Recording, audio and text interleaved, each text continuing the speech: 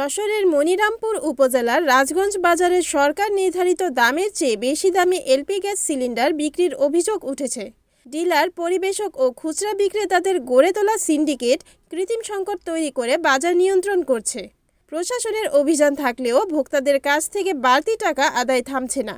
ভোক্তারা অভিযোগ করেন, 12 কেজি সিলিন্ডারের জন্য সরকারি দামের চেয়ে 150 থেকে 300 টাকা বেশি দিতে হচ্ছে। গৃহিণীরা বলেন, টিভিতে দাম ঘোষণা শুনি, কিন্তু দোকানে সেই দামে গ্যাস পাওয়া যায় না। ক্রেতারা অভিযোগ করেন, সরকারি দামের চেয়ে বেশি দিয়ে হলেও সহজে গ্যাস পাওয়া যায় না। ব্যবসায়ীরা সাধারণ মানুষকে হয়রানি করছেন। ক্রেতারা আরও বলেন, তদারকির অভাবে অসাধু ব্যবসায়ীরা বেশি দাম নিতে বাধ্য করছে।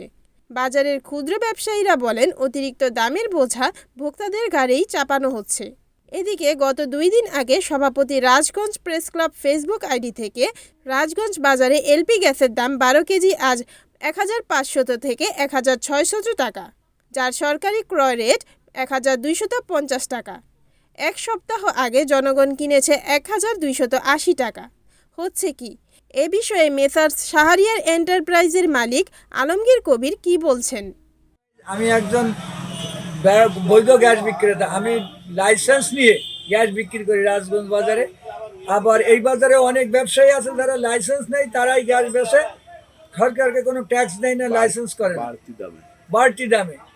আমরা সরকার নির্ধারিত দামে বেচার চেষ্টা করি এবং বেচি, তবে বর্তমান গ্যাস সম্পূর্ণ সরবরাহ অনেক কম। আমি 10টা চাইলে দেই 2টা, এই জন্যই গ্যাস পাওয়া যাচ্ছে না। আমরা কামনা করি আগামীতে গ্যাস সচরাচর স্বাভাবিক হলে গ্যাসের দাম সরকার নির্ধারিত নামে সব জায়গায় পাওয়া যাবে। রিপোর্ট উত্তম চক্রবর্তী, NNTV, যশোর।